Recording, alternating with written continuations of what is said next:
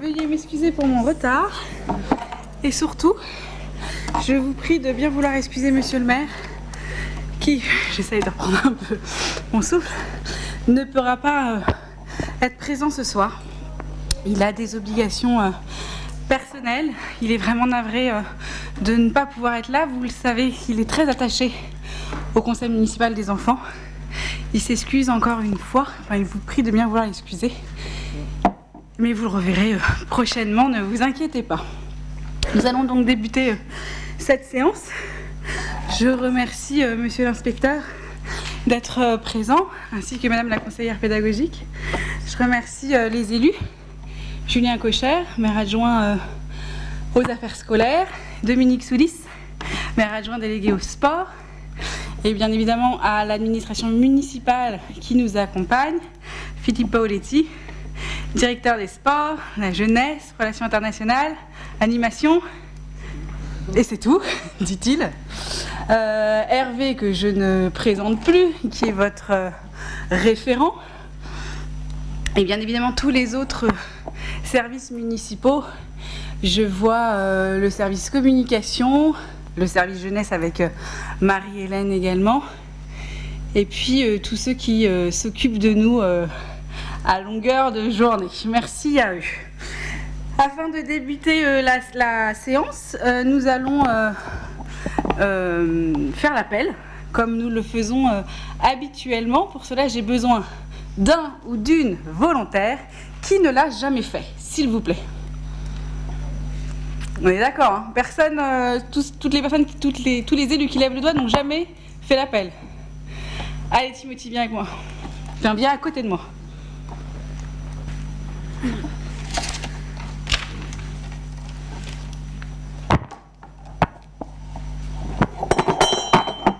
Mère Minaud, Victoire. Parlez fort. Présente, on dit. Eit Cassie Sarah.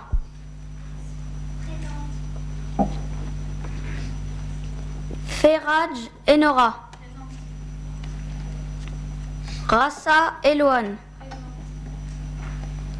Arama Gabriela.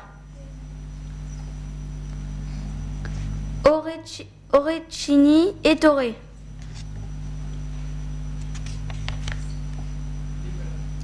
Absent. Martin Camille.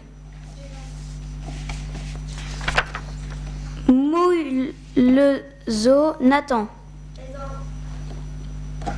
Belmont Benjamin. Adida Esther. Absente. Ah, d'accord. Sifi Mélissa. Présente. Fauvergne Aélia.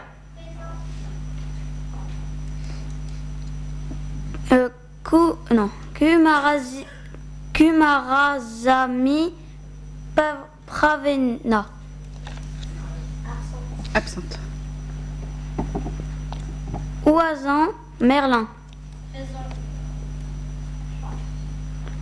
Samson l'avocat Edgar.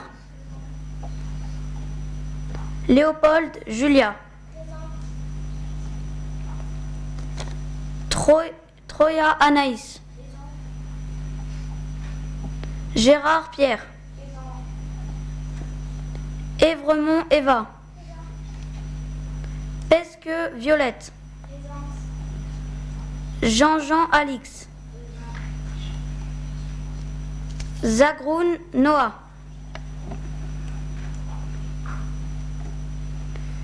Di Méo Hugo. Véré Slobodansky Amy. Villemont Lucas. Présent. Rossignol Nantilde. Présente. Brière Ludivine. Poirault Alexandre. Présent. Simon Théo. Magnan Amaury. Présent. Cocher AL. Malheur Paul. Ferly Eileen.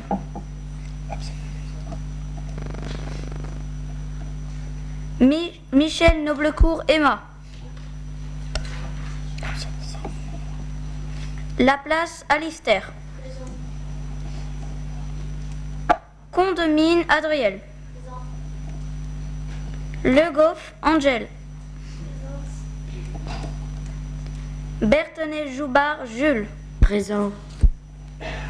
Monceau Ruben. Alors, quel est le nombre de présents? Alors, De présents. oui, mais j'enlève. Ah, bien joué. 33. 33. Oui. Y a-t-il le quorum? Oui, Qu'est-ce que le quorum? c'est la moitié. C'est quand la moitié des conseillers municipaux enfants sont là, c'est-à-dire 20. Donc on peut commencer la séance. Très bien. Et ben voilà, la séance peut débuter. Merci Timothy. De rien.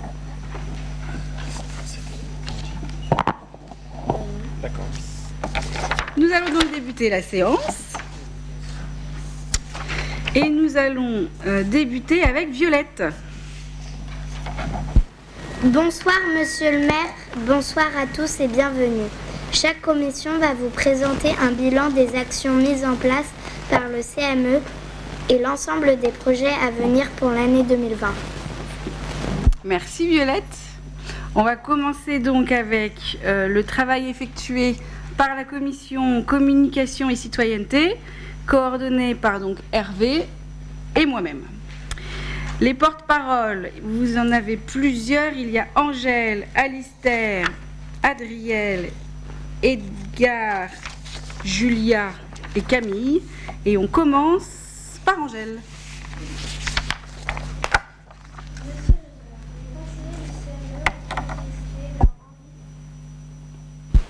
Ont manifesté leur envie de travailler sur un projet intergénérationnel lors d'un temps de cantine.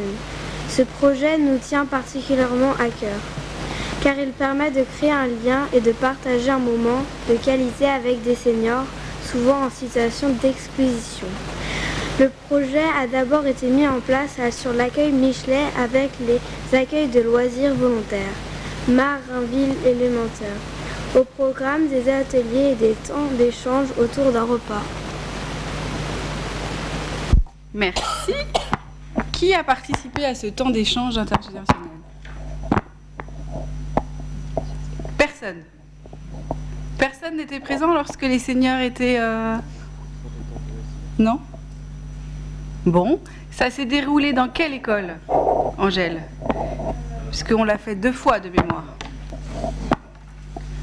Michelet et Marinville. Et donc là, il n'y a aucun élu. Ah, Eva, quand même.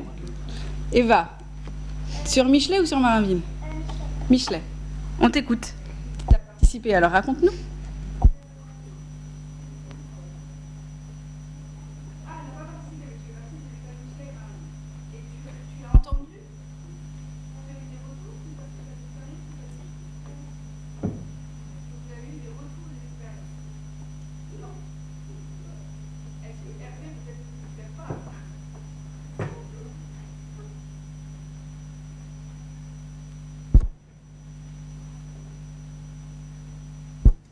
Alors Eva, elle a bien participé, elle nous a fait un petit coucou lors du projet sur la dernière séance à Michelet. On t'a vu sur un petit temps de jeu. Elle n'a pas participé, c'est-à-dire elle n'a pas fait le temps de jeu de société avec nous, mais elle était là, elle nous a fait un petit coucou. Voilà, et c'est un projet qui suit son cours sur les 2 accueils de loisirs, et on a eu un petit peu de mal à voir tout le monde au niveau des seniors, mais c'est fait logiquement pour la prochaine séance. On a les 4 seniors à Michelet et à Marinville, logiquement. Voilà. Donc, On conduit l'opération sur les 2 mêmes écoles. voilà, normalement. Voilà. D'accord. Ok. Est-ce que vous avez des questions sur ce projet-là? Non? Bon, alors passons au prochain projet, Alistair, sur la mise en place des boîtes à idées dans les écoles primaires. Monsieur le maire, les conseillers de la commission souhaiteraient mettre en place très prochainement des boîtes à idées dans les halls d'écoles élémentaires afin de pouvoir recenser les idées et les remarques de nos camarades de classe sur les divers projets et ainsi les transmettre en commission de travail. Après un temps de concertation avec mes camarades de commission, il nous paraît important d'avoir les boîtes à idées identiques dans chacune des structures afin qu'elles soient plus faciles à identifier. Monsieur le maire, qu'en pensez-vous? Alors, je ne suis pas monsieur le maire, tout est bien. Mais déjà, on peut remercier monsieur l'inspecteur, puisque l'éducation nationale avait accepté déjà, par principe, le fait de pouvoir mettre à disposition des boîtes à idées dans les écoles. J'espère que c'est toujours le cas, monsieur l'inspecteur. Bien entendu, Madame le maire adjoint, nous y sommes très très favorables. C'est un excellent moyen de tisser ce partenariat indéfectible entre la ville et l'État. Puis je voulais dire sur le sujet précédent que les liens tissés entre les générations sont précieux parce que l'expérience et la sagesse des anciens enrichissent les plus jeunes. Donc on est vraiment extrêmement favorable à l'éducation nationale, à ce tissage de liens intergénérationnels. Donc pour les deux sujets, nous sommes avec vous, bien entendu, Madame le maire adjoint. Merci. Sur le fait que ce soit des boîtes à idées identiques, là pour le coup c'est votre choix. Hein. J'en ai échangé avec monsieur le maire avant d'entrer dans cette salle. Il vous laisse vraiment libre de vos souhaits. Donc si vous voulez que ces boîtes à idées soient identiques, elles le seront. Si vous souhaitez personnaliser ces boîtes à idées avec des formes, alors peut-être pas des formes, mais en tout cas une communication différente pour chaque, voilà. Vous êtes libre de choisir telle ou telle manière de communiquer sur ces boîtes à idées. Eh ben, elle est là, la boîte à idées, apparemment même. Voilà. Alors, on a trouvé la forme, et maintenant, il faut juste l'habiller, c'est ça, Hervé? Voilà. Et donc, à vous, je crois que, je sais plus, c'était qui voulait mettre une ampoule. Voilà, Lister, c'était toi. Il y avait eu différentes petites idées comme ça. Donc, voilà. On le fera. Très rapidement. Parce que je sais qu'Alistair, tu es pressé de voir ces boîtes à idées dans les écoles également. Merci. Ensuite, nous avons Adriel sur le projet de concours culinaire intergénérationnel. On y revient encore, monsieur l'inspecteur. Madame Camara, les conseillers de la commission communication et citoyenneté aimeraient proposer un concours culinaire intergénérationnel dont l'objectif serait de proposer une recette de dessert de la famille. Les candidats seraient sélectionnés sur l'envoi de fiches de recettes avec photo et les 4 familles sélectionnées pourraient venir cuisiner les desserts lors d'une finale. Le jury serait composé d'élus enfants du CME, de Madame Camara, du chef de la cuisine centrale et d'un chef cuisinier. Ce jury aura pour mission de désigner le grand vainqueur du concours. Madame Camara, qu'en pensez-vous? Je ne vais pas dire ce que j'en pense puisqu'on l'a travaillé ensemble. Je trouve que c'est une excellente idée. Vu qu'en plus, c'est, comme toutes d'ailleurs, c'est une de vos idées. J'ai échangé avec monsieur le maire qui m'a dit 2 choses et qui m'a dit que, en fait, faire participer que 4 familles, enfin sélectionner que 4 familles, c'était dommage, c'était regrettable parce que c'était pas assez de personnes qui pourraient être intéressées par ce projet. Donc ce qu'il vous propose, c'est de faire des concours internes dans chaque école. C'est donc de faire un premier concours dans chaque école primaire, donc 12 écoles primaires sur la commune, et de désigner un vainqueur dans chaque école, qui serait en fait le représentant du coup de chaque école, et qu'ensuite on aurait donc un concours entre les 12 meilleures recettes de chaque école. Est-ce que je me suis bien fait comprendre? Oui. Qu'est-ce que j'ai dit? Angèle.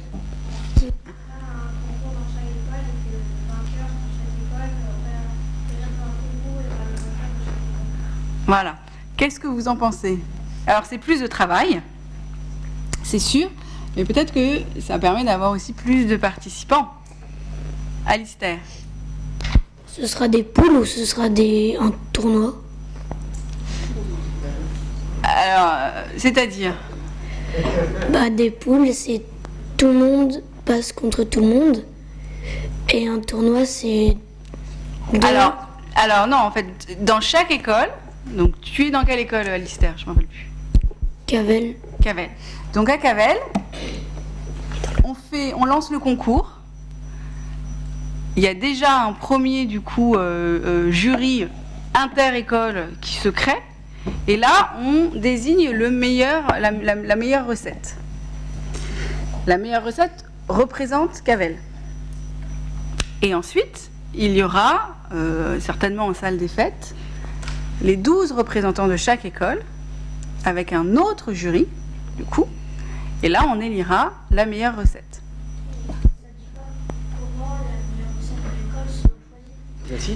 Si,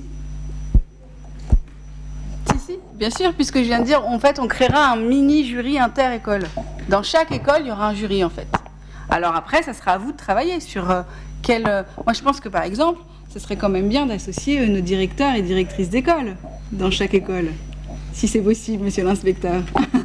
Alors, ça, c'est un projet qui, de mon point de vue, peut davantage se concevoir sur le temps périscolaire parce que, là aussi, nous sommes plutôt contraints de travailler sur les questions, dans le cadre des programmes, sur les questions d'éducation au goût, sur la prévention des risques sanitaires, sur la question de la prévention de l'obésité, sur un contexte qui est tout à fait complémentaire. Après, sur le travail, sur les recettes et le concours, je pense que celui-ci a davantage sa place sur un temps périscolaire qui serait en complémentarité avec un travail de fond sur ces grandes conquêtes de compétences et de connaissances. Et si jamais il y a des directrices d'école, puisque j'en vois et je les remercie dans le public, qui sont intéressées et qui aimeraient participer, je pense qu'on ne pourra ne que les inviter à participer à ce concours. Victoire. Mais comment on saura qui c'est le représentant de l'école? Parce que justement, il y aura une compétition en fait dans chaque école. Et donc il y aura un jury, mais à vous de désigner, encore une fois, c'est vous qui avez choisi que dans le jury, dans le entre guillemets grand jury, il y aura des élus du CME, donc moi en tant que représentante de la municipalité, puisque j'ai travaillé avec vous sur ce projet-là, le chef de la cuisine centrale et un chef cuisinier saint-maurien. Mais après, c'est à vous de déterminer quel serait le futur jury dans chaque école.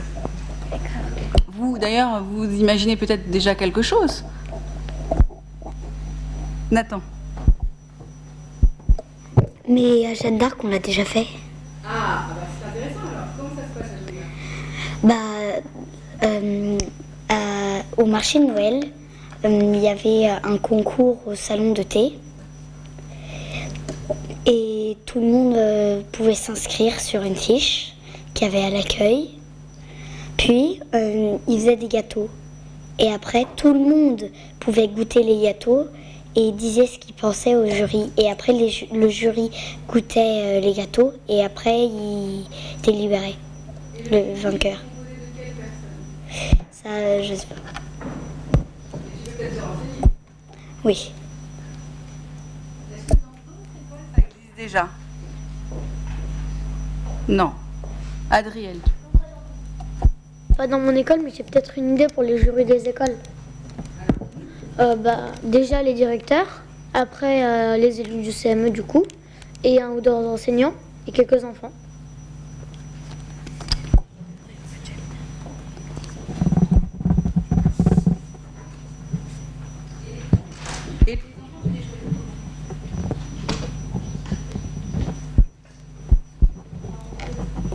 On demande ceux qui veulent et puis après on fait un vote.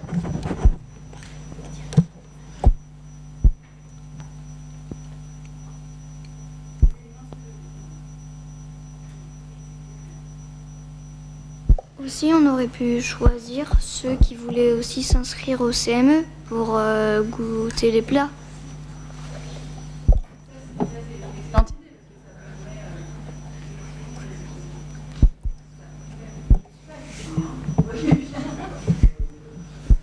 Voilà.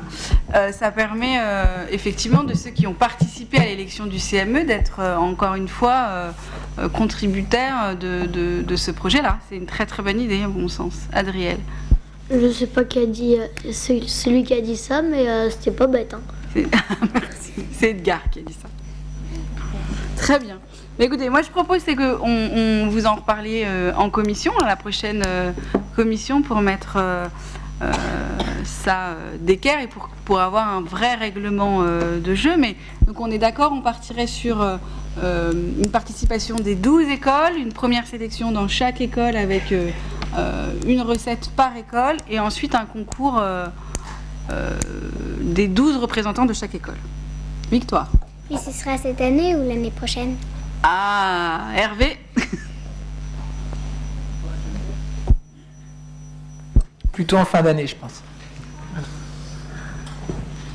Parce que c'est quand même long en fait, hein. Parce qu'il faut un premier temps avec le concours dans chaque école et ensuite le concours. Donc ça peut être long. Alice. Ça se passera quand?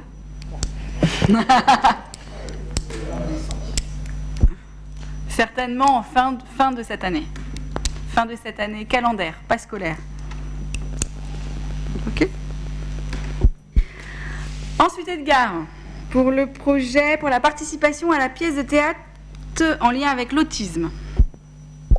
Monsieur le maire, les élus enfants du CME ont souhaité mettre en place un projet qui permettra de mieux connaître l'autisme. Ainsi, nous allons avoir la possibilité de nous inscrire à une pièce de théâtre participative proposée par l'association Saint-Maurienne Éclore Social, qui s'occupe de faire du théâtre avec des personnes en situation de handicap. Au programme, 1h30 de théâtre avec des interactions avec le public et 1 heure de débat avec les acteurs. Merci. Alors, je pense que tu peux en dire un peu plus parce que ça vient, c'est ton idée, Edgar. En fait, c'est le projet autisme. C'est comme je voulais faire ça parce que j'avais une cousine qui est autisme et on ne peut pas vraiment s'en occuper dans notre famille. Du coup, je voulais faire une référence. Voilà. C'est une très belle référence, Edgar, et ça permettra d'avoir une approche peut-être différente sur cette particularité qui est l'autisme, si vous voulez. Écoutez, moi je te félicite, l'autorité de Madame le maire adjoint, de cette très belle idée. Hein. L'école est résolument inclusive et il faut construire ensemble, en partenariat, ce travail sur le respect de l'altérité. Toutes les différences ont leur place à l'école et même au-delà de l'école. Merci pour cette belle idée dont on va essayer de s'inspirer.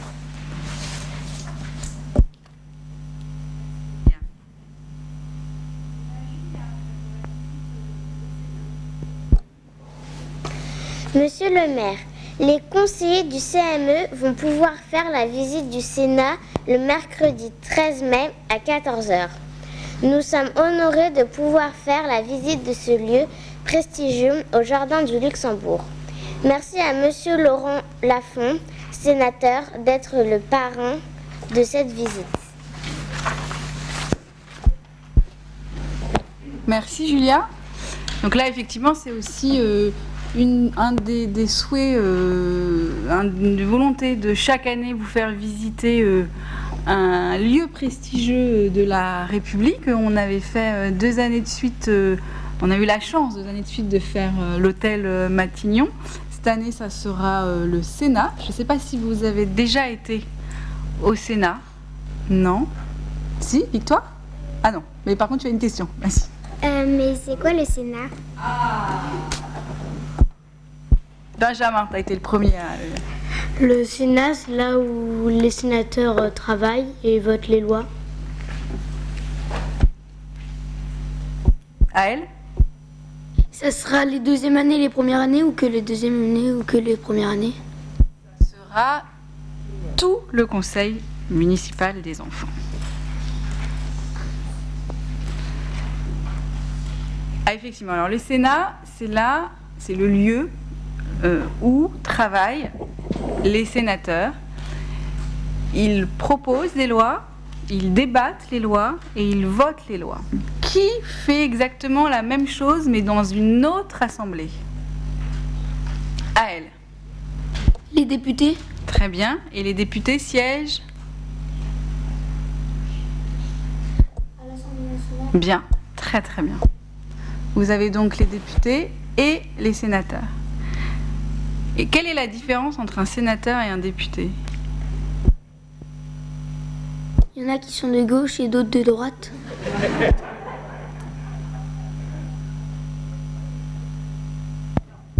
T'as des députés qui sont de gauche, des députés qui sont de droite, et t'as des sénateurs qui sont de gauche et des sénateurs qui sont de droite. C'est pas ça la différence. Nathan. C'est que les sénateurs, c'est plus important que les députés. On veut que c'est plus d'un là, tu sais. Non, pas du tout. Ils ont exactement la même importance. Benjamin. C'est que les députés se font élire par toute la France et les sénateurs ils se font élire par les grands électeurs. Exactement, bravo Benjamin. Les députés sont élus par l'ensemble des citoyens français. Suffrage direct. Suffrage universel direct. Alors que les sénateurs, ils sont élus par ce qu'on appelle des grands électeurs. C'est un suffrage universel indirect, parce que ce ne sont pas les citoyens qui vont voter pour les sénateurs, ce qu'on appelle donc du coup des grands élus. Et qui sont ces grands élus, Benjamin?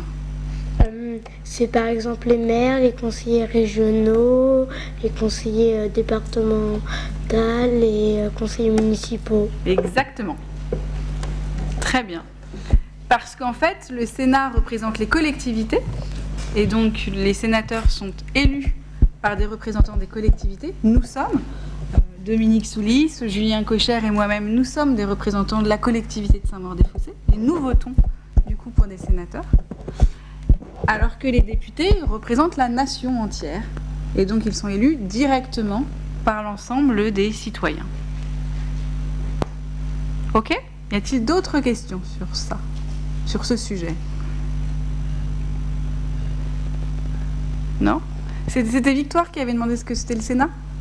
T'as la réponse? Ok.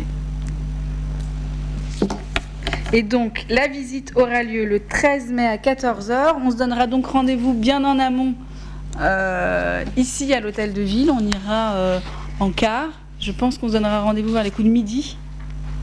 Midi et demi? Midi et demi. Donc voilà, j'en profite parce qu'il y a beaucoup de parents dans l'assistance. Donc notez dans les agendas, le 13 mai à midi et demi, nous donnons rendez-vous pour aller visiter le Sénat. Essayez de vous organiser les enfants, parce que c'est une visite qui vaut vraiment le coup. Alors, toutes valent le coup, mais celle-là est chargée d'histoire, et la visite du Sénat, elle n'est pas si facile que ça à faire. Le 13 mai, c'est quel jour? Ça doit être un mercredi. Oui. Un mercredi. Mercredi 13. Comment? Moi j'ai 13 mai. Moi j'ai 13 mai.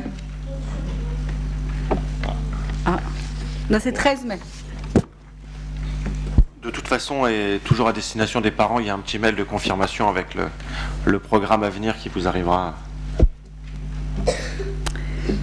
Et enfin, le dernier projet de cette commission, et c'est Camille qui nous en parle pour l'organisation de la fête du CME.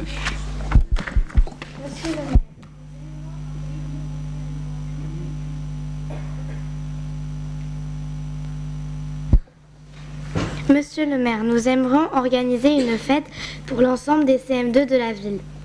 Cette fête pourrait avoir lieu un mercredi ou un vendredi de 18h30 à 21h avec un DJ et des animations. Monsieur le maire, avec votre approbation.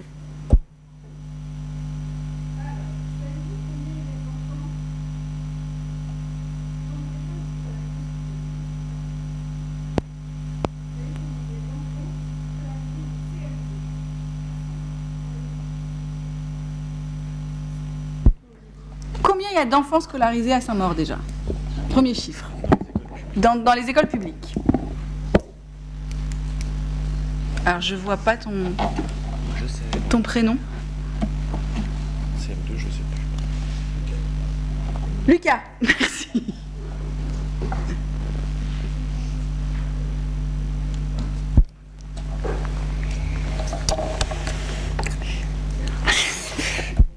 Non, tu sais plus.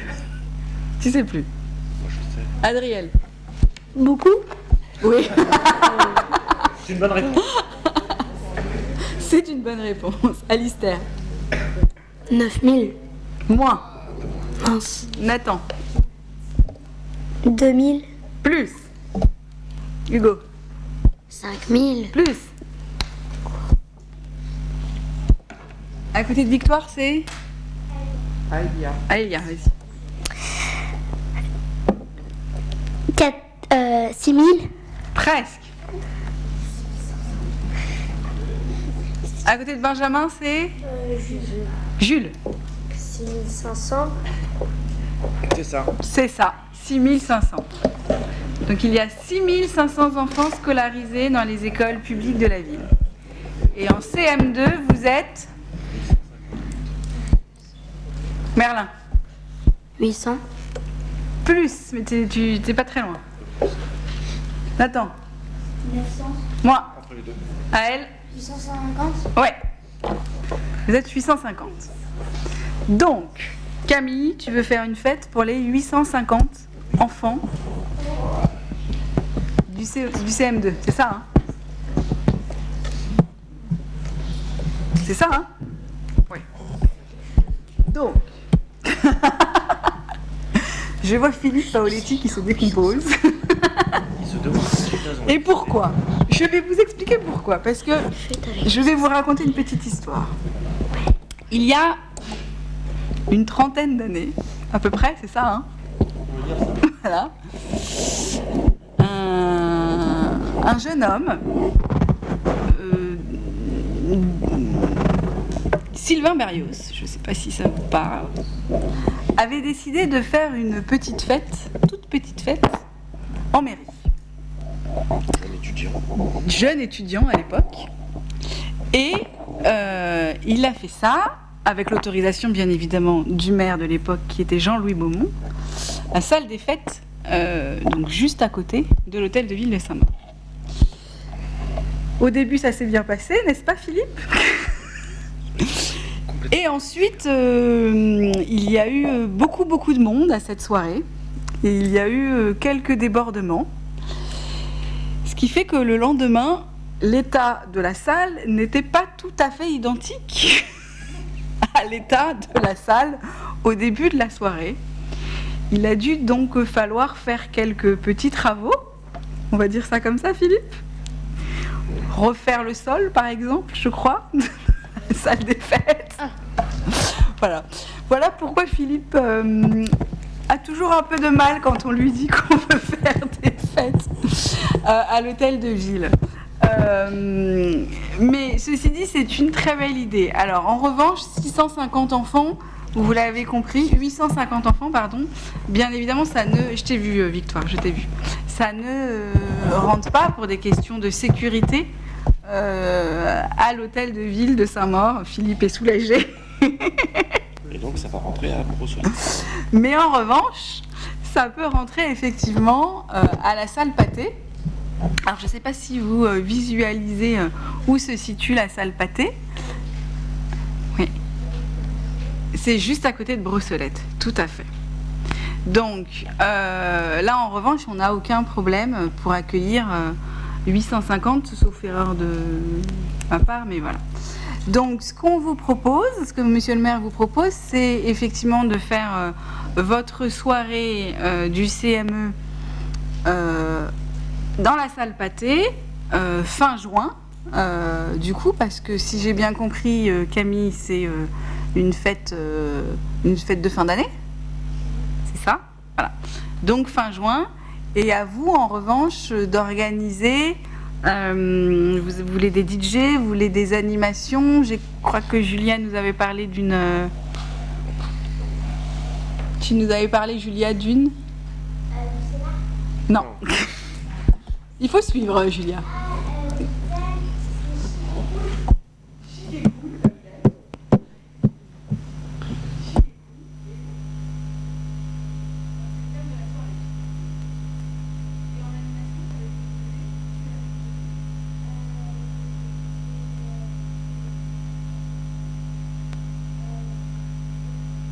Une piñata partie.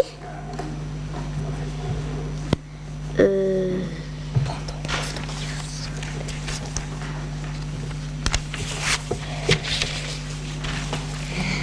DJ. Chaque enfant ramène un peu de nourriture et une boisson en répartissant le sucré, le salé, les boissons pour éviter que tout le monde prenne la même chose.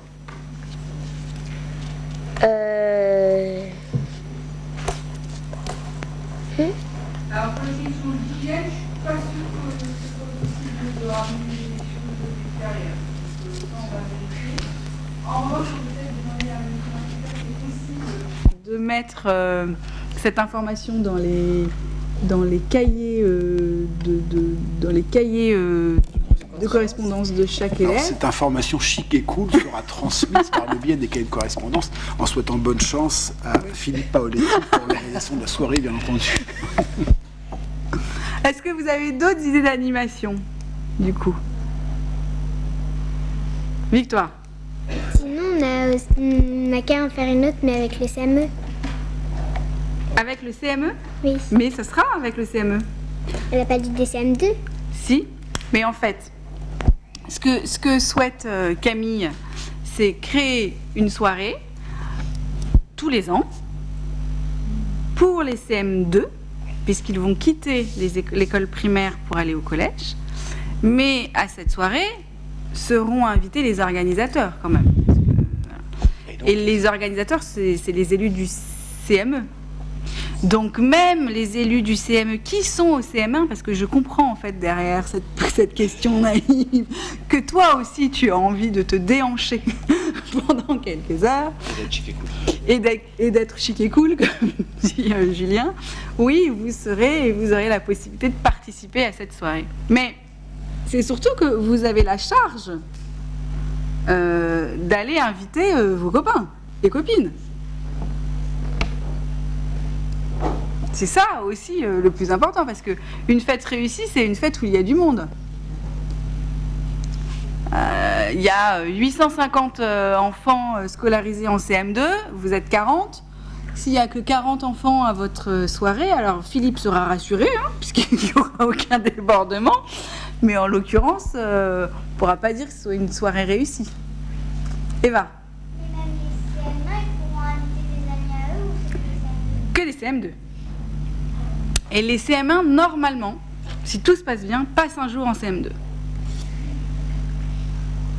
Donc normalement, un jour ou l'autre, ils pourront avoir une fête également. Edgar. Aussi, on pourrait faire un espace maquillage. Un espace maquillage. On rajoute.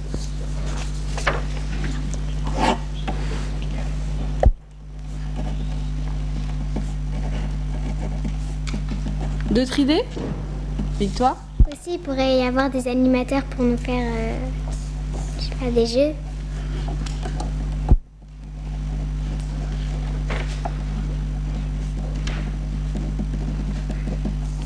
Ok. D'autres idées? Juste, c'est pas à propos d'idées, mais ça dure combien de temps? Alors il y a un horaire. Il y a un horaire qui est proposé là de 18h30 à 19h, mais ça c'est quelque chose qu'on pourra. Pas de 18h30 à 19h. À 18h30 à 21h, pardon. Je prononce pas ce que je lis, c'est moche.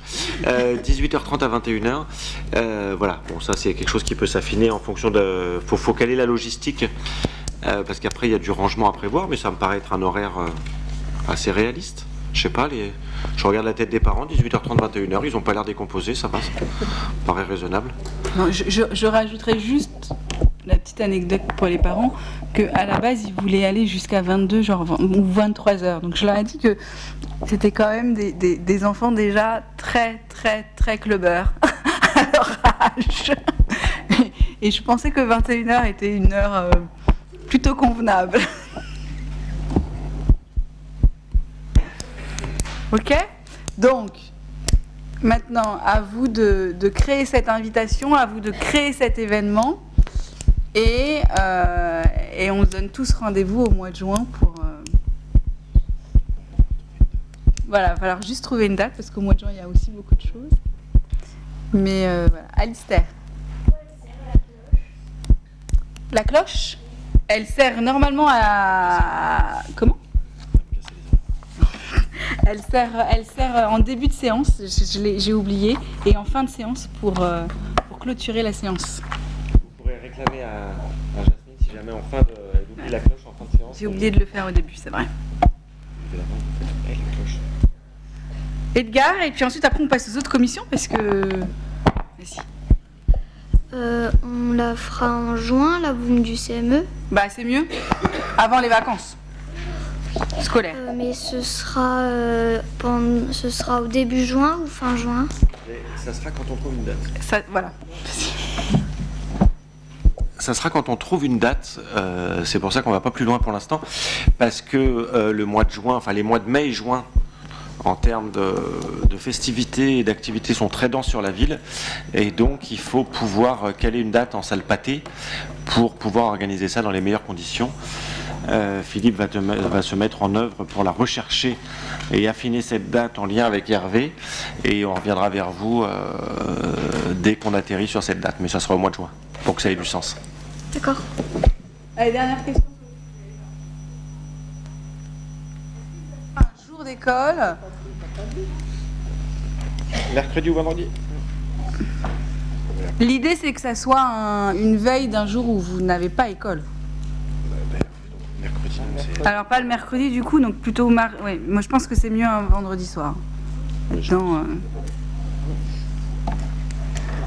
non plus, c'est pas possible. Alors moi je vais porter l'esprit de contradiction, mais il ne faut pas oublier que la salle pâtée est un endroit où il y a des sportifs et que le vendredi soir il faudra après remettre la salle en état, parce que pour que vous puissiez faire votre fête il va falloir protéger le sol, ce qui veut dire qu'il faudra après enlever le sol pour que les sportifs puissent reprendre le week-end leur terrain de sport. Donc c'est pour ça que la date est difficile à trouver, parce qu'au mois de juin, il y a beaucoup de manifestations sportives, beaucoup de tournois.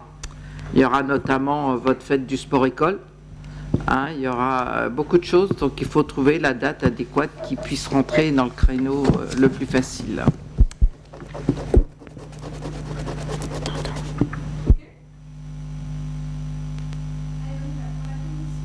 Environnement et développement durable, coordonné par Jocelyne Jandier qui ne pouvait être présente ce soir, et Hervé. Le premier porte-parole est Théo Simon. Monsieur le maire, les conseillers de la commission souhaitent la création d'un jeu d'échecs géant dans lequel les participants incarneraient les pions du jeu. Nous avons déjà une partie des costumes grâce à l'implication d'un accueil de loisirs. Nous souhaitons former des équipes sur 2 accueils de loisirs et proposer un tournoi sur un damier géant.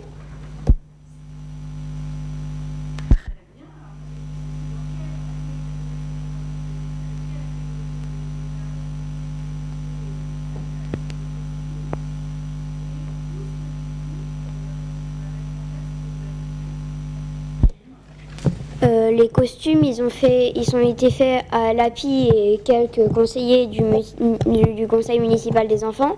Et le tournoi, il se passera dans deux accueils de loisirs, l'API et Marinville, je crois.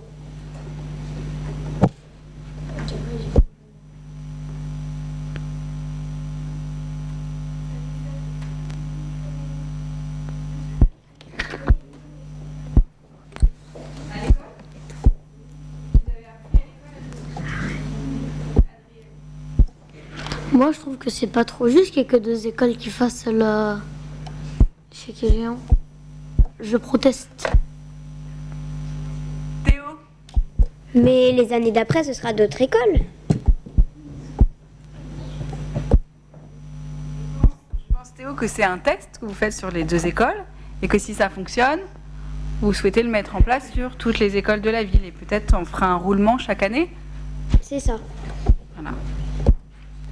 Merlin.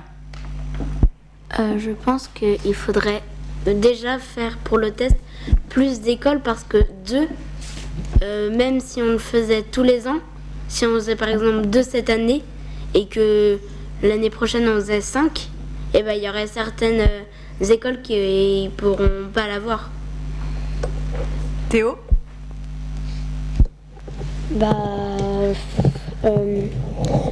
Après, il y aura un roulement, donc de toute façon, peut-être qu'on sera plus là, mais maintenant les CP qui sont aujourd'hui en CP, et ben quand ils seront en CM2, ils l'auront peut-être, mais ils l'auront pas en CP.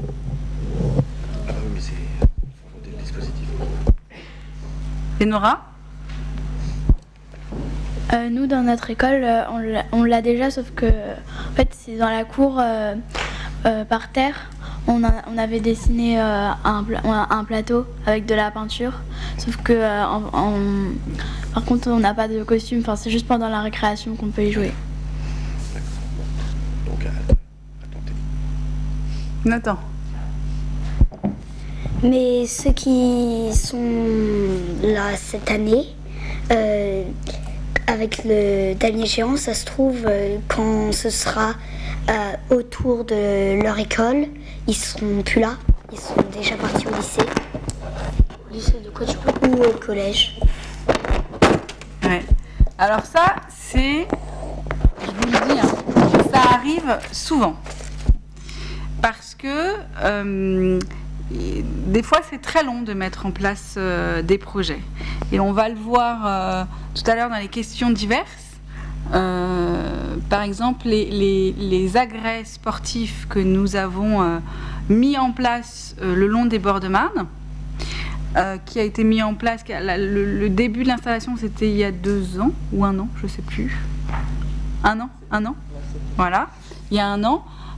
C'était une demande de mémoire du 1er ou 2e conseil municipal des enfants. Le conseil municipal des enfants va fêter ses 10 ans au mois de septembre. Donc vous voyez, des fois, c'est long, mais ça arrive. C'est-à-dire que c'est possible de faire. Mais il y a des fois, il y a des choses où, pour différentes raisons, pour des raisons financières, pour des raisons de temporalité, c'est pas possible de faire de suite, de réaliser de suite vos projets. Ça ne veut pas dire qu'il faut abandonner les projets. Hein. La preuve. Mais oui, c'est possible qu'il y a des choses, il y a d'autres choses d'ailleurs. Il y a, j'ai plus d'autres, enfin celui des agrès sportifs était important, mais il y a d'autres projets qu'on a mis en place, que le CME a mis en place, que vous avez mis en place, mais entre le moment où on écrit le projet et le moment où on réalise le projet, il peut se passer 2, 3, 4 ans. Et effectivement, ce n'est que une fois que vous êtes collégien que vous avez l'opportunité de voir ce que vous avez réalisé. Le jardin pédagogique, par exemple, ça ne s'est pas fait, vous comprenez bien que ça ne s'est pas fait en 6 mois. C'est un projet qui a duré 3 ans, le jardin pédagogique de mémoire Hervé. Donc effectivement, votre mandat c'est 2 ans. Voilà. Mais ça existe quand même. D'accord ? Et je pense que c'est important même pour vous de savoir ça. Que tout ne peut pas se faire en l'espace de quelques jours, quelques heures, voire quelques mois. Il faut du temps. C'est aussi, je pense, monsieur l'inspecteur, un apprentissage important. L'apprentissage dans la durée, bien entendu. Et on était en train de s'interroger sur un mystère, là. Voilà, si nous pouvions jouer aux échecs sur un damier. Alors, on était en train d'essayer de percer ce mystère avec ma conseillère pédagogique en regardant le nombre de cases d'un damier par rapport au nombre de cases d'un échiquier. Donc, vous essayerez de percer ce mystère pour savoir si on peut développer un tournoi d'échecs sur un damier géant. Est-ce que c'est possible ? Et n'hésitez pas à m'écrire si vous avez la réponse. Et toi ? Mais moi j'étais allée dans un camping et en fait sur le sol il y avait un échiquier mais c'était sur un tapis et on jouait dessus. Le mystère qu'on essaie de percer, c'était la différence sémantique entre échiquier et damier. Et on vous invite à y réfléchir.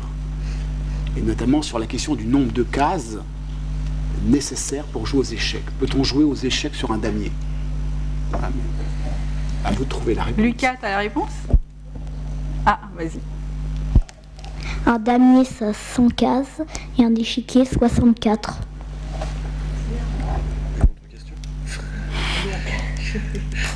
Bravo, Lucas. Nathan? Sinon, à la place d'un damier géant, on peut faire un échiquier géant. Non, moi non plus. Théo, c'est pour toi ça. Bah, c'est plus petit, donc c'est plus pratique en plus.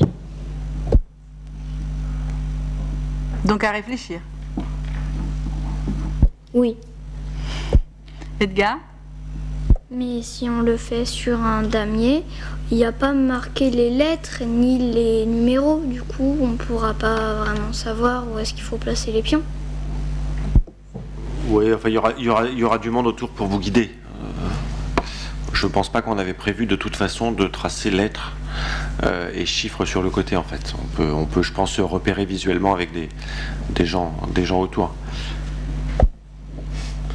Mais c'est important, je rejoins tout à fait ce que disaient Yasmine et monsieur l'inspecteur, c'est important pour vous de différencier certains projets qui s'inscrivent dans la durée, les agrès pédagogiques et sportifs sur les bords de Marne, le jardin pédagogique, voilà, il y a besoin de réflexion, il y a besoin d'investissement financier, il y a besoin de faire des études avant, savoir où les implanter,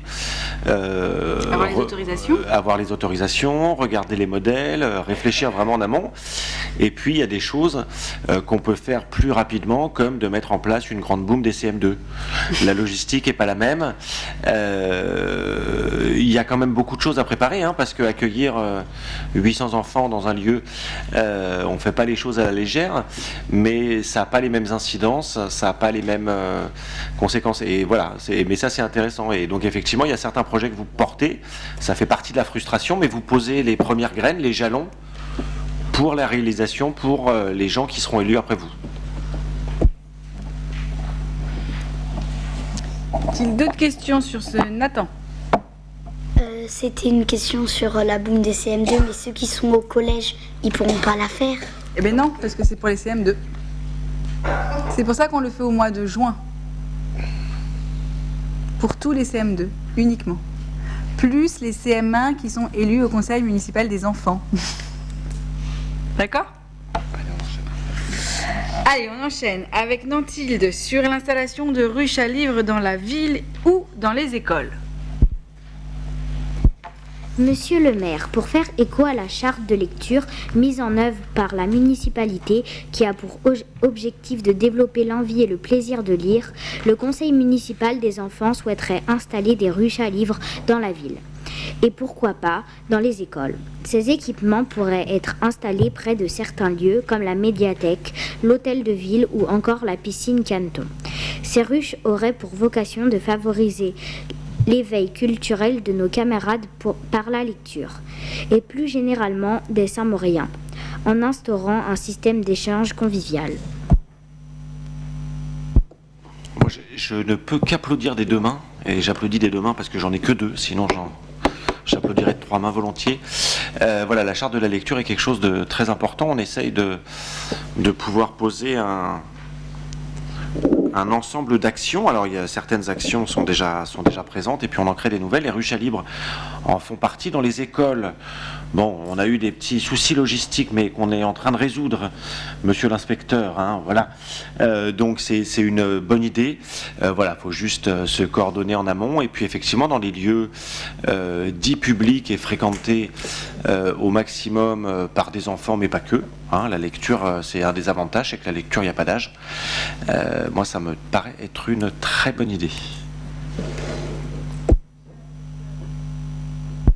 On s'inscrit directement sur cette priorité qui pour nous est une priorité nationale, académique départementale et même de circonscription. Tous les projets d'école comportent un volet prioritaire sur la maîtrise de la langue et notamment l'acculturation littéraire. Donc tous les projets qui concourent à développer chez les élèves cette acculturation littéraire, c'est tout à fait indispensable, avec évidemment nos partenaires naturels que sont le conseil municipal des enfants, la ville, les associations de parents d'élèves, bien entendu, et la bibliothèque, enfin, toutes les structures municipales, bien entendu.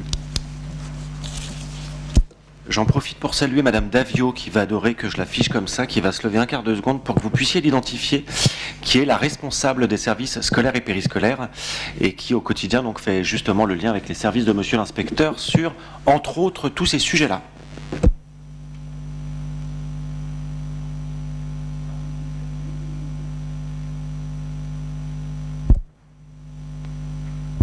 Monsieur le maire, les conseillers de la commission Environnement et Développement durable aimeraient proposer un concours inspiré du land art. Le land art est une expression artistique qui utilise un cadre et surtout des matériaux de la nature. Le concours propose à tous les enfants saint-mauriens de créer une œuvre originale avec des matériaux de récupération ou des éléments naturels. Les œuvres comme des mandalas, robots, maquettes seraient ensuite exposées dans le hall de la mairie. Monsieur le maire, qu'en pensez-vous? Alors, je lui ai demandé ce qu'il en pensait. Il a trouvé que c'était une excellente idée et vous propose exactement de faire le même process que pour le concours culinaire. C'est-à-dire demander à chaque accueil de loisirs de travailler sur une œuvre. Et comme ça nous permettrait d'avoir 12 œuvres, du coup, à exposer en mairie ou ailleurs, d'ailleurs. Il faudrait réfléchir, pourquoi pas, sur un autre site de la ville. Ça peut être effectivement à la bibliothèque municipale. Comment ? Un peu à l'instar des réalisations sur le jardin de Noël qui a lieu chaque année dans le hall de la mairie. Effectivement, une réalisation sur les temps périscolaires, ça permettrait peut-être plus facilement de coordonner l'ensemble et puis aussi de maîtriser les supports à utiliser, parce que le land art, ça s'ouvre à beaucoup de supports, et c'est le principe, mais faut peut-être qu'on vous accompagne au mieux pour l'utilisation de ces supports. Hugo.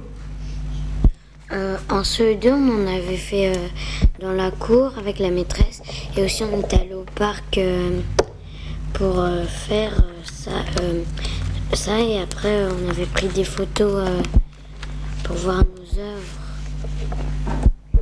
Tu l'as fait il y a longtemps ? Quand j'étais en CE2, il y a 2 ans. Edgar. Et est-ce que les conseillers du CME pourront y participer au land art? Bien sûr. Moi, je pense que vous devez participer à toutes les actions. Les parents vont m'adorer quand je dis ça. Non, bien sûr, il faut participer. Ah, elle t'avait une question. Non ? Y a-t-il d'autres questions ? Merlin. Est-ce que vraiment toutes les personnes des écoles pourront participer, parce que je pense que certains CP pourraient faire des choses un peu bébés. Ludivine. Bah après, s'il y a un vote, ils prendront la plus jolie. Donc c'est pas grave. Alors parce que c'est compliqué en même temps un vote. Est-ce qu'il faut pas travailler en commun, tout simplement? L'idée c'est quoi? C'est de se dire on fait une œuvre par école. On peut avoir plusieurs œuvres par école. C'est pas non plus. Ça c'est à vous de décider. Nathan. Pour le vote, j'ai une idée. On peut faire le vote des CP, le vote des CE1, le vote des CE2, le vote des CM1, le vote des CM2, etc. Donc ça veut dire 5 œuvres par... Non, les enfants peuvent faire par exemple 50 œuvres et parmi toutes les œuvres, on en choisit une, mais par classe. Mais je pense que ça se fera sur le temps périscolaire. Non, monsieur l'inspecteur? Moi, je trouve que ça nous intéresse véritablement ce sujet parce que là encore, ça s'inscrit dans deux priorités de l'éducation nationale et même plus largement, c'est un enjeu sociétal majeur que travailler sur les matériaux de récupération. Ça s'inscrit aussi dans le parcours d'éducation artistique et culturelle. Et puis, c'est au cœur des pratiques artistiques et de l'histoire des arts qui est aussi au programme de l'école primaire. Donc nous, ça nous intéresse véritablement en intersection avec le PEDT. Donc là, il y a des partenariats, encore une fois, naturels qui peuvent se tisser. On est très preneurs. Il faut remercier, je profite, Madame le maire adjoint, pour féliciter le travail remarquable des directeurs d'école, notamment dans ce domaine de l'éducation et du développement durable, qui se sont emparés de cette priorité. Après, peut-être faut-il s'interroger avec les enfants, les élèves, sur la notion du joli. Ça, vous pourrez travailler cette notion. Est-ce qu'on peut parler de joli dans les disciplines artistiques ? Est-ce qu'on doit mettre en concurrence les œuvres artistiques ? Ça, c'est des questions que vous pouvez vous poser avec vos maîtres. C'est des vraies questions de nature philosophique. En tout cas, tous ces enjeux, véritablement, nous intéressent. Éducation au développement durable, parcours d'éducation artistique et culturelle, la question de l'art en règle générale. Après, est-ce qu'on doit faire un concours pour départager des œuvres d'art ? C'est une question que vous pouvez poser en classe avec vos maîtresses. C'est un excellent sujet de réflexion, presque philosophique. Vous pouvez travailler en CM2. Je crois qu'on peut travailler cette question. En tout cas, merci pour ce travail, Madame le maire adjoint. Moi, personnellement, je ne suis pas favorable au vote. Je pense que plus il y aura d'œuvres, mieux ça sera. Vraiment. Moi, je pense que plus il y a de participation, plus ça sera intéressant. Allez, une dernière question et puis après on avance parce que je tarde. Je parle beaucoup et vous aussi, mais c'est très bien, mais il faut avancer. Mélissa. Mais comment on va faire pour que les œuvres soient mises dans le hall de la mairie? C'est de la logistique. Ça, c'est juste de la logistique, tu sais. Il y a des personnes, il y a des super personnes à la mairie de Saint-Maur. Il y en a une juste à côté qui s'appelle Christophe, là. Et qui va pouvoir aller chercher vos œuvres dans des écoles pour pouvoir les installer à la mairie. T'inquiète pas pour ça. Dernière question, Edgar, après on avance. Les œuvres, on pourra les mettre en vitrine. Pas forcément, pourquoi ? Regarde, elles sont pas en vitrine quand on fait chaque mois de décembre. Il y a une œuvre éphémère collective de chaque accueil de loisirs qu'on met dans le hall de la mairie, et il n'y a pas de vitrine. Et je t'assure que c'est intact. Les gens respectent, Les gens respectent beaucoup.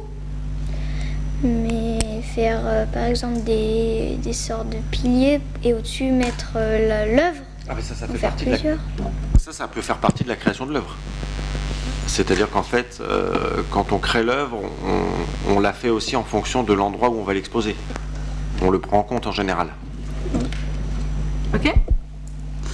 Allez, on passe à la commission hygiène et sécurité, coordonnée par Julien Cocher et Hervé. Et le premier porte-parole est Timothy. Monsieur le maire, la ville de Saint-Maur-des-Fossés a organisé la 3e opération de sensibilisation sans voiture, c'est pas dur, du 14 au 18 octobre 2019, afin d'encourager les familles à emprunter des moyens de transport doux pour aller à l'école. C'est une initiative commune entre la commission Saint-Maur à vélo et le conseil municipal des enfants. Cette semaine écologique permet tout d'abord de sensibiliser les Saint-Mauriens à la réduction de la pollution en ville et aux familles de partager un moment de convivialité sur le trajet. Les Saint-Mauriens ont été sensibles à cette 3e édition puisque la mobilisation des familles a été nettement supérieure aux années précédentes. Voilà, c'est quelque chose qui sera amené à se renouveler parce que ça a été plébiscité par la commission vélo. Alors la commission vélo regroupe des élus de la majorité de l'opposition, mais aussi les associations de vélo différentes sur la ville. Et voilà, donc là c'était la 3e édition, il va y en avoir une 4e. Pour l'instant on testait un peu le modèle, on voit que la 3e édition, comme tu l'as dit, il y a de plus en plus de monde qui font l'effort, hein. On sait bien que ça interroge un peu le fonctionnement quotidien, mais c'est le but aussi. Et puis, promis, la 4e édition sera sur une fenêtre de tir météo encore plus incitative que les 3 premières où on a joué un peu de malchance. Mais ça, c'est le périmètre qu'on maîtrise pas complètement. Mais si l'école, elle est loin et qu'on prend, par exemple, 1 heure à y aller en vélo.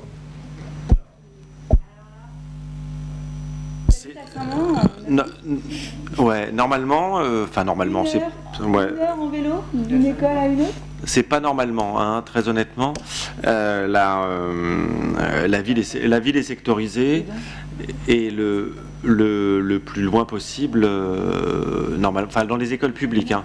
Mais je suis même pas sûr qu'on mette 1 heure, peu importe d'ailleurs quelle école, je suis pas sûr qu'on mette 1 heure pour traverser Saint-Maur en vélo. Oui, mais par exemple, s'il y en a, ils habitent en dehors de Saint-Maur. Il y a toujours des exceptions, mais là on va essayer de se focaliser sur le plus grand nombre qui habitent peu ou prou à 15-20 minutes maximum à pied de son école. Et je dis bien maximum.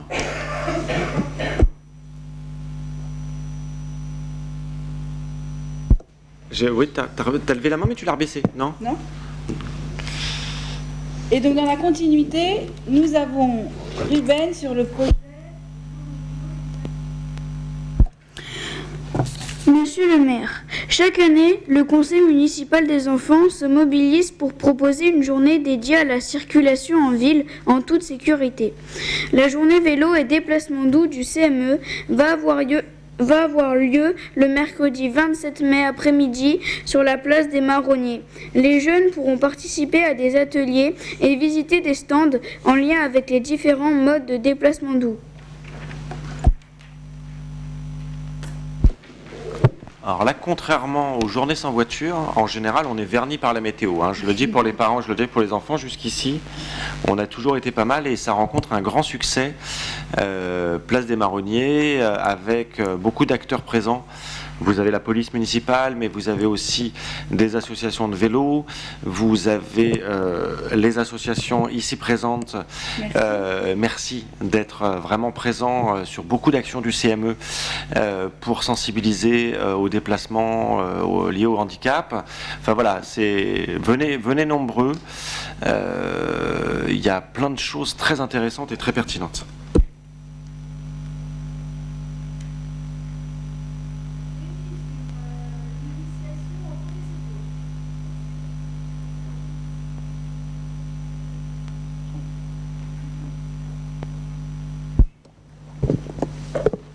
Monsieur le maire, nous avons sollicité Monsieur Cocher, l'élu tuteur de notre commission, pour bénéficier d'une initiation au geste de premier secours.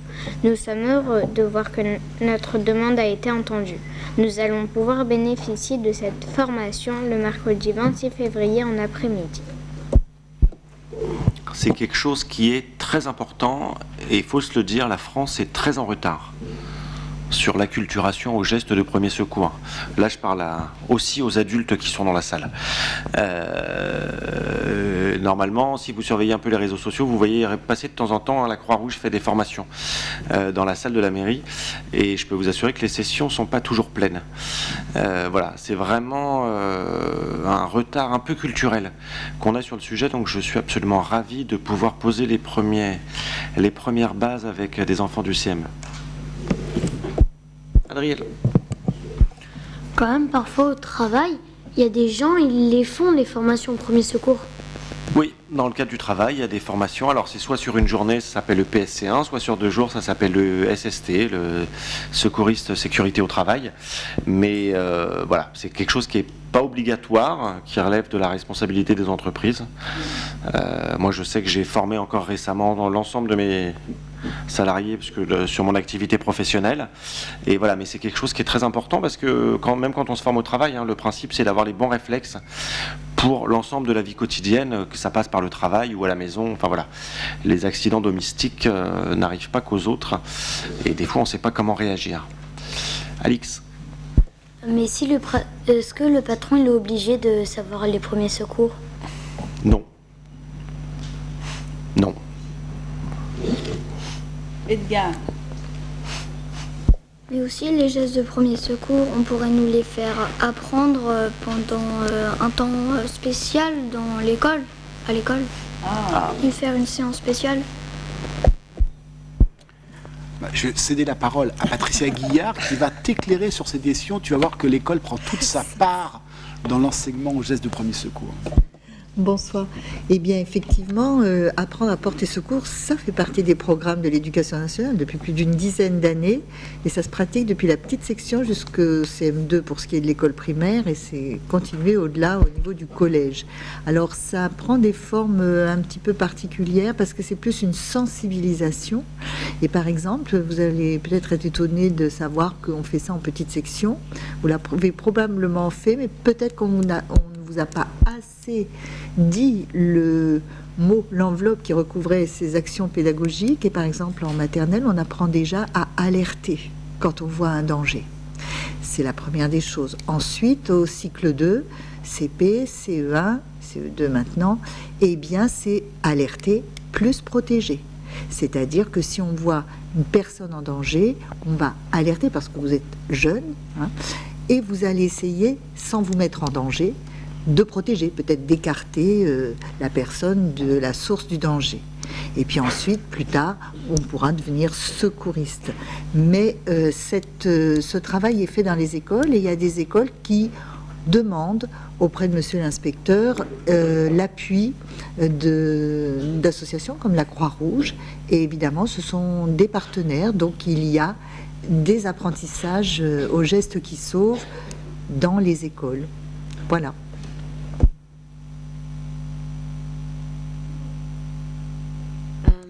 Dans l'école, il y a un papa d'un élève, il a proposé et il l'a fait à toute l'école l'année dernière, enfin je crois à toute l'école, mais en tout cas dans ma classe, il y avait un monsieur, il est venu et il nous a appris les gestes de premier secours et il nous a fait des situations.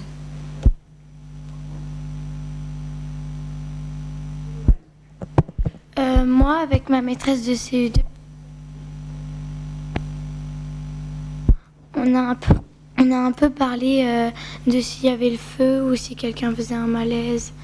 Et s'il y a le feu, tu te couches par terre et tu ouvres la fenêtre. Et si il y a quelqu'un fait un malaise, faut pas le déplacer.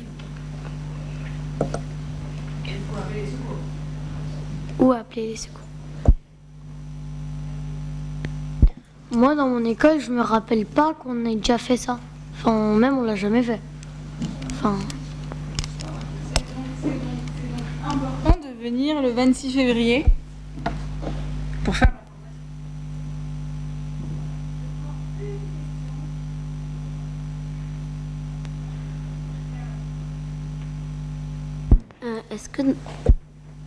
Est-ce que dans les métiers où, par exemple, sapeur-pompier, il est obligé de savoir les premiers secours? Parce que ma cousine, qui est jeune sapeur-pompier, il y a d'autres personnes il y a d'autres jeunes sapeurs-pompiers qui connaissent presque rien au premier secours. Oui, mais ils sont jeunes sapeurs-pompiers, mais ils vont apprendre très vite. Vaut mieux. Et avant de les envoyer, en général, avant de les envoyer sur certaines interventions, il y a des validations à passer et les gestes de premier secours et réactions en posture en font partie avant d'aller sur le terrain.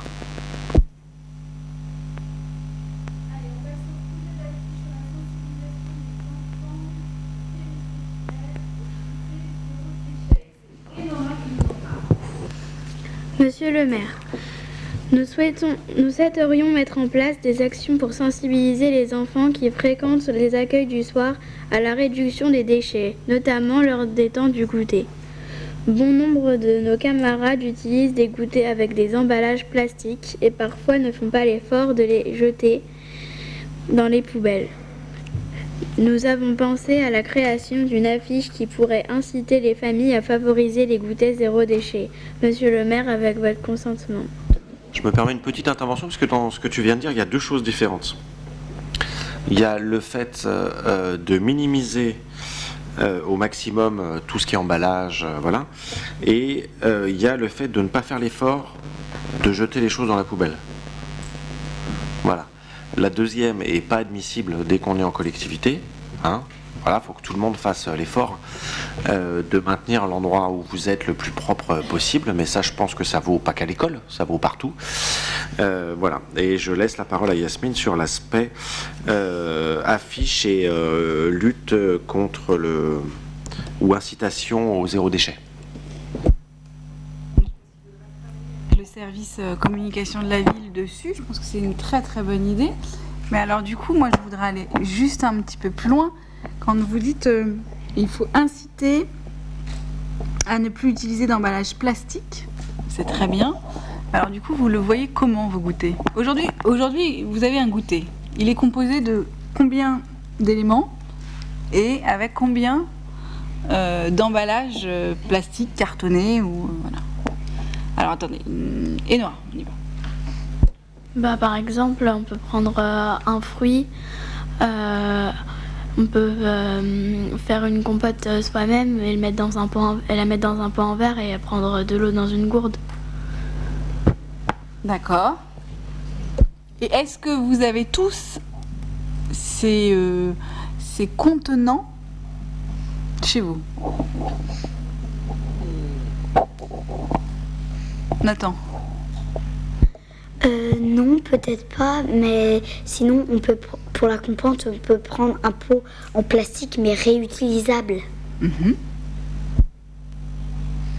Et donc, est-ce qu'il ne faudrait pas travailler sur ça? Sur l'accès aux contenants. Est-ce qu'il ne faudrait pas travailler sur le CME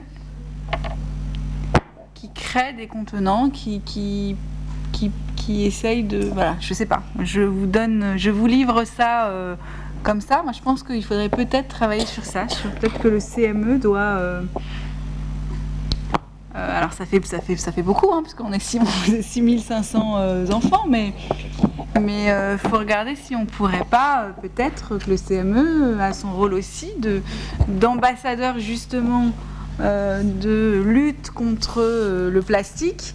Et donc peut-être on devrait envisager, monsieur l'inspecteur, voilà, de pouvoir offrir, peut-être, je sais pas, hein, un contenant spécifique pour le goûter. Je vous livre ça, Je trouve, Madame le maire adjoint, que votre idée est excellente. Concevoir les élus du CME comme des ambassadeurs, travaillant en complémentarité avec les classes, parce que là, il y a 1000 chantiers passionnants, l'éducation au goût, la question des contenants en verre, la question du plastique réutilisable.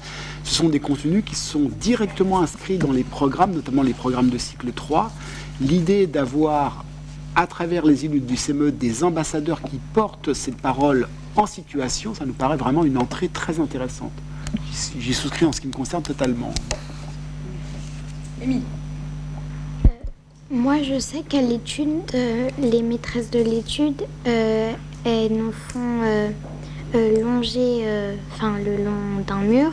Et quand elles sifflent, on doit aller chercher les déchets qui sont par terre que les enfants ont laissés. Et comme ça, au moins, la cour, on essaie de la nettoyer. Oui. C'est vrai qu'il y a beaucoup de déchets dans la cour, dans mon école. Et je trouve que c'est pas juste qu'après, à la fin, c'est les dames qui ramassent. Et Loane, merci pour elle. C'est bien d'y penser. Pourquoi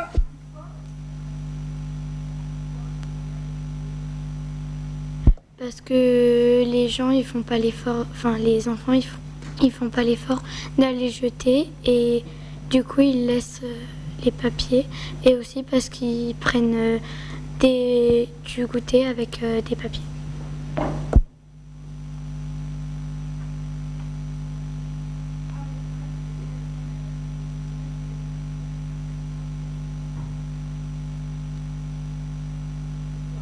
Et aussi dans notre école, c'est parce qu'en fait nos poubelles elles sont pleines et ils n'ont pas envie d'aller jeter dans les autres poubelles, du coup ils mettent dans la poubelle pleine et après ça tombe par terre.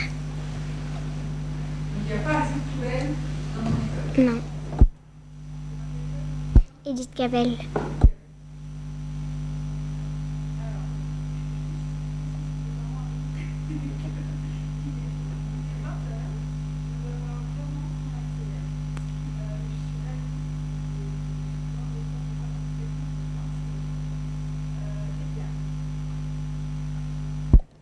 Mais aussi, dans chaque école, on pourrait faire qu'à la fin de chaque étude ou de chaque goûter, on pourrait faire que chacun ramasse un maximum de déchets pour le mettre dans les... Avant, nous, quand on était en CP ou en CE1, je ne sais plus, et à la fin du goûter, de l'étude, on devait tous ramasser des déchets, les mettre dans les poubelles et on faisait un concours. Donc peut-être qu'on devrait faire ça dans chaque école. Travailler, pardon. Je pense qu'il faut vraiment travailler. Alors baissez les mains parce que je suis désolée, je ne pourrais pas vous donner la parole. Je pense qu'il faut vraiment travailler sur effectivement une communication spécifique sur je ne dois pas jeter les détritus dans la cour, il y a des poubelles. Peut-être qu'il faut réfléchir aussi sur les poubelles elles-mêmes, c'est-à-dire peut-être qu'il faudrait les embellir, les agrémenter, enfin je sais pas, mais trouver quelque chose pour qu'elles soient peut-être plus visibles aussi. Enfin voilà, moi je vous livre ça comme ça, mais essayez de travailler sur ce sujet-là. Et moi je pense que le sujet du contenant, de proposer un contenant spécifique du CME à offrir à l'ensemble des enfants scolarisés sur la ville. Voilà. Moi, je pense qu'il faut vraiment réfléchir sur ces deux aspects-là en commission avec Hervé et avec Julien, puisque du coup, c'est ta commission. On va passer très rapidement avec Merlin à la participation du CME à la galette du cœur. Et ensuite, on aura la dernière commission ou pas? Oui, ce sera la dernière commission. Et après, on a des questions diverses en plus. Alors, on y va pour la galette du cœur. Merlin. Madame la maire adjointe, les conseillers du CME ont pu participer à nouveau à l'initiative appelée la galette du cœur. Le samedi 18 janvier, sur le marché d'Adamville, bon nombre de conseillers sont venus soutenir cette action. La recette de cette année est supérieure à celle de la précédente édition. Les 2800 € de dons ont été reversés à la Fondation Gustave Roussy pour soutenir l'action Guérir le cancer de l'enfant. Merci à Monsieur Bourgeot de nous avoir invités à cet événement de qualité. Alors, moi je vous dirais juste bravo à vous tous, parce que tu l'as dit Merlin, il y a eu 2800 € de dons, qui est une très belle récolte, puisque l'année dernière il y a eu 1500, donc moitié moins de dons, donc bravo. Et je finirai juste par une petite mention spéciale de bravo à Adriel qui a pris le micro et a fait en sorte qu'il y ait beaucoup de clients pour acheter ces galettes. Vous avez tous travaillé très très bien, bravo. Mais une petite mention spéciale à Adriel quand même. Et Hugo, je te passe pas la parole parce qu'il faut vraiment qu'on avance. Je passe la parole à Jules pour la participation des conseillers enfants aux commémorations du 11 novembre et qui fait partie de la commission sport et santé coordonnée par Dominique Soulis et par Hervé. Monsieur le maire, comme chaque année, nous avons été très nombreux à assister à la commémoration du 11 novembre au cimetière Rabelais. Ce jour-là, il pleuvait. Monsieur Caspi a fait un discours rappelant le courage des combattants. Monsieur le maire s'est aussi exprimé. Nous avons eu l'honneur de déposer une couronne de fleurs Puis nous avons défilé jusqu'à la mairie, accompagnés par la fanfare. Merci, c'est je pense très très important et il faut continuer vraiment de participer à ces événements de commémoration. C'est important que vous, la nouvelle génération, la jeune génération, faites en sorte de ne jamais oublier ce qui s'est passé. Monsieur, le devoir de mémoire est important. Je pense que monsieur l'inspecteur ne pourra pas me... Oui, puis il faut saluer encore une fois l'engagement des directeurs d'école et des professeurs d'école, puisqu'on avait 800 et près de 800 élèves présents au cimetière Rabelais. Bravo à vous. Benjamin, sur l'organisation d'un tournoi multisport. La commission sport et santé souhaite proposer un tournoi multisport qui pourrait s'appeler les Jeux olympiques juniors. Cet événement sportif serait proposé au CM1 et au CM2 et aurait lieu au mois de septembre, avec 3 disciplines, le saut, le lancer et la course. Quelques stands ludiques comme le tir laser pourraient aussi être proposés. Ce projet est à l'étude. Monsieur le maire, qu'en pensez-vous ? Alors, le maire est totalement favorable à ce projet-là. Je vous invite vraiment à le faire, surtout que, comme vous le savez, dans quelques années, nous allons accueillir, Paris, allons accueillir les Jeux Olympiques. Et d'ailleurs, sachez-le, on ne le dit pas assez souvent, mais c'est important, le Saint-Maur est une ville sportive et on a de grands sportifs. Et Dominique Soulis ne me contredira pas en disant que Saint-Maur risque d'être la ville de France, du Val-de-Marne, du Val-de-Marne, a envoyé le plus de sportifs aux Jeux Olympiques. Donc, comme quoi, nos équipements et le soutien à nos sportifs de haut niveau est important. Donc, allez-y. Savoir sur quel stade aura lieu ces Jeux Olympiques Juniors, ça on verra Chéron, voilà. Philippe Paoletti le dit, ça sera donc à Chéron. Et bien évidemment, faites-le avec grand plaisir. Ensuite, nous avons Nathan sur la distribution des chocolats de Noël auprès des seniors. Monsieur le maire, cette année encore, nous avons eu le plaisir de participer à une distribution de chocolat de Noël auprès des seniors. Cet événement a eu lieu le mercredi 11 décembre au théâtre de Saint-Maur, l'après-midi. Certains élus enfants présents ont eu l'opportunité d'assister à un concert en hommage de Charles Aznavour, juste avant la distribution. Nous sommes heureux de pouvoir participer à ce type d'événements qui nous permettent de faire plaisir aux seniors. Eh bien, merci à vous parce que je pense que c'est important aussi pour nos seniors, comme on l'a fait sur la commission communication et citoyenneté. Ces liens intergénérationnels sont très très importants et ça permet d'avoir un échange ludique, sympathique pendant quelques heures. Donc merci à vous pour votre participation. Hugo, pour le dernier projet qui est le tournoi de foot qui a eu lieu au mois d'octobre. Monsieur le maire, la commission sport et santé a souhaité proposer un tournoi de football inter-école avec les camarades de classe des classes de CM1, CM2 et 6e au stade Auguste Marin. Cette journée de football était bien sportive. Nous avons apprécié de jouer contre des enfants de notre âge. Nous avons pu affronter des camarades d'autres écoles. Il y avait des équipes plus fortes que d'autres. Ce tournoi a beaucoup plu et nous sommes satisfaits des équipes. Nous sommes satisfaits de cette journée, notamment parce que le règlement d'inscription au tournoi nous a permis de choisir nous-mêmes nos équipes. Bon, une félicitation, mes plus vives félicitations à tous les participants, surtout qu'on n'a pas été épargnés par la pluie quand même. Hein, pour ceux qui sont venus, ce jour-là, on a pris quand même beaucoup de pluie sur la tête, mais tout le monde a joué le jeu et enfin voilà, moi j'ai pu voir que ça s'était déroulé dans de très bonnes conditions, un très bon état d'esprit. Et effectivement, il y a des différences de niveau, mais toujours dans ces cas-là et voilà, ça s'est passé dans un très bon état d'esprit jusqu'au bout et voilà, je veux vous en féliciter.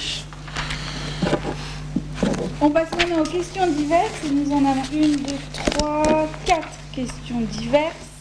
La première, c'est Eva.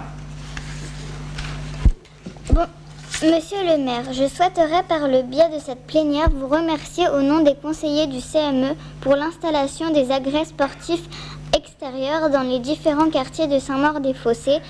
Ces équipements avaient été proposés par des élus enfants lors de précédents mandats. Ils sont de qualité et seront appréciés par de nombreux sportifs de la ville. Je tenais aussi particulièrement à vous remercier pour la rénovation de notre école Michelet, dont je fais partie. Merci Eva. Alors les agrès, on en a parlé en tout début de séance.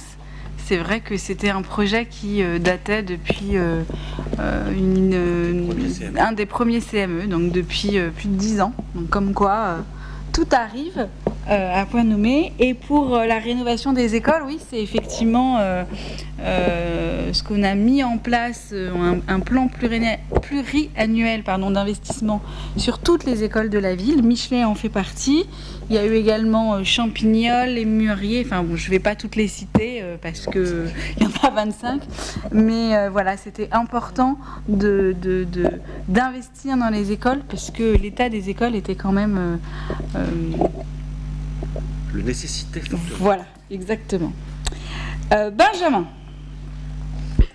Monsieur le maire, en tant que porte-parole et élu enfant à l'école des Mûriers primaires, je tenais à vous remercier d'avoir répondu favorablement à la demande que mes camarades et moi-même avons formulée.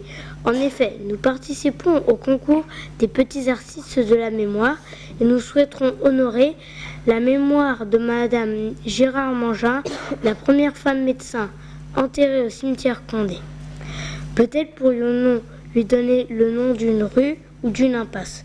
Monsieur le maire, pourriez-vous nous indiquer la démarche à suivre ? Je passe la parole, je répondrai, mais je passe d'abord la parole à monsieur l'inspecteur qui a souhaité s'exprimer sur ce sujet.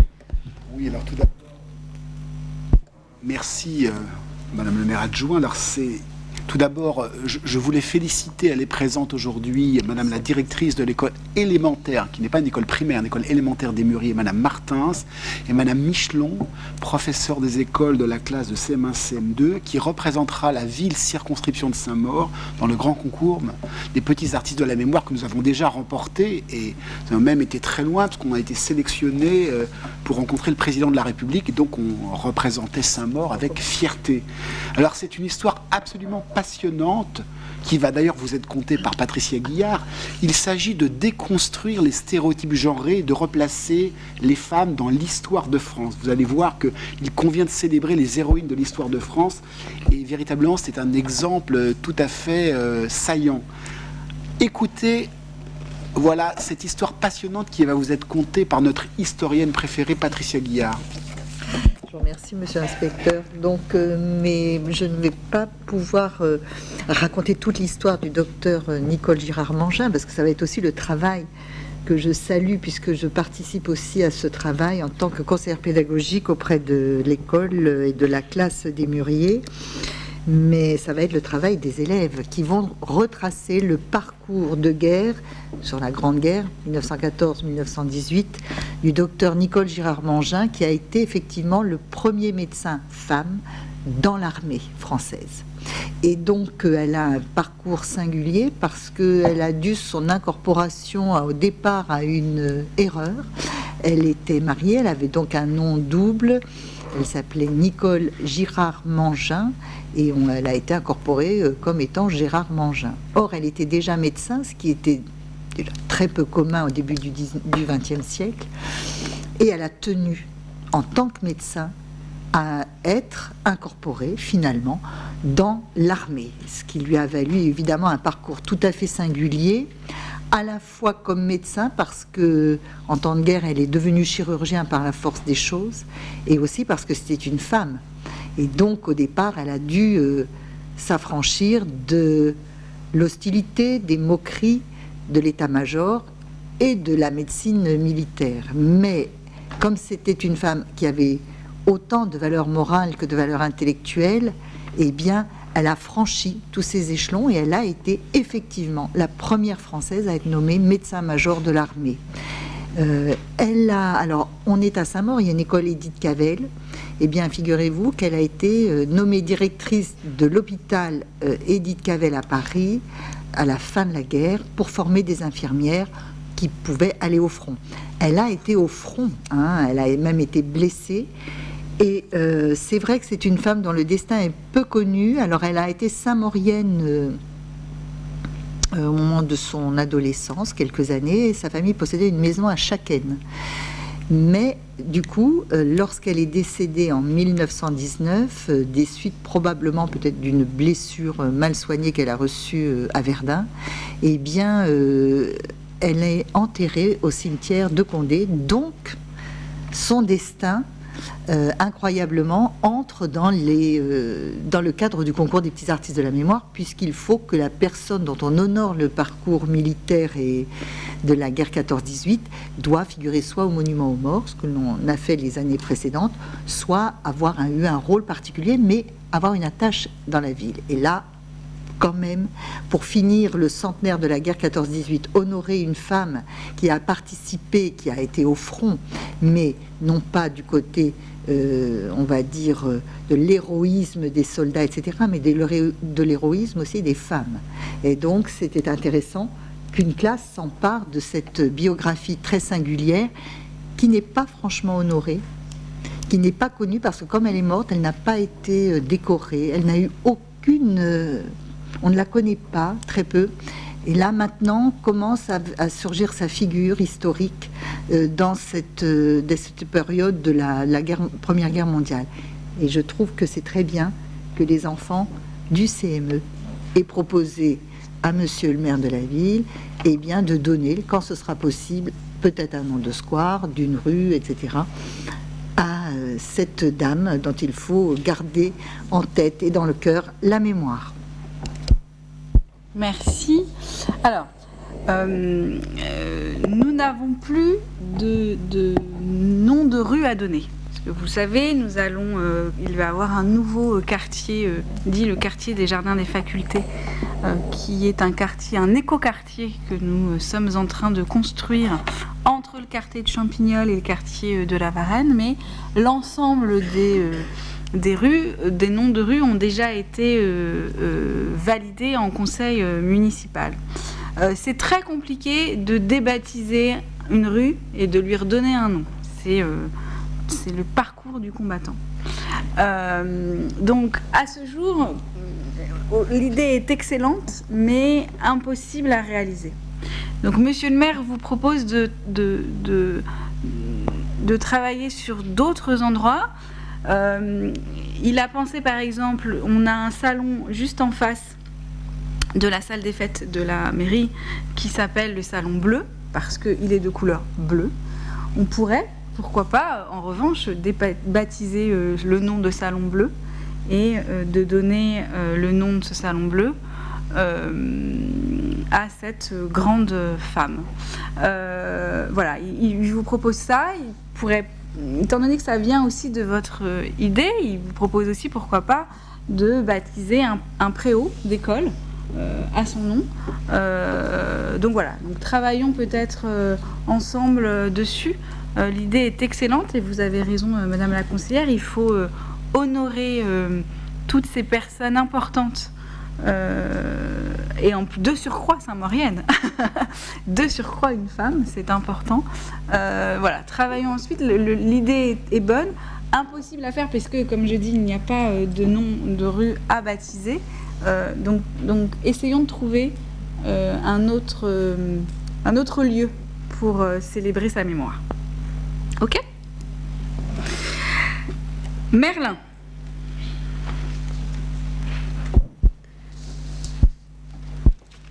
Madame la maire adjointe, je suis scolarisée à l'école d'Hydro élémentaire et en discutant avec mes camarades, j'ai pu constater que beaucoup se retrouvent seuls le week-end, sans occupation, sans activité. Je souhaiterais savoir s'il serait envisageable d'avoir un système d'accueil des loisirs ou de maisons de jeunes pour accueillir ces enfants seuls le samedi. Alors Merlin, là tu poses une question importante. Alors moi j'ai juste une question quand tu me dis les enfants sont seuls le samedi, où sont les parents? Surtout au travail.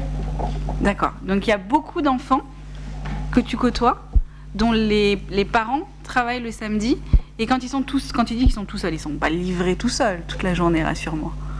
Non. Donc ils sont avec des adultes quand même. Des fois il reste 1 heure le matin tout seul. Il reste 1 heure le matin tout seul.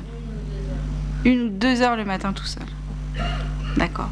Et donc ça veut dire que il n'y a pas possibilité, ils n'ont pas d'activité ni sportive ni culturelle sur la ville, parce qu'il y en a pourtant des activités sportives ou culturelles sur la ville.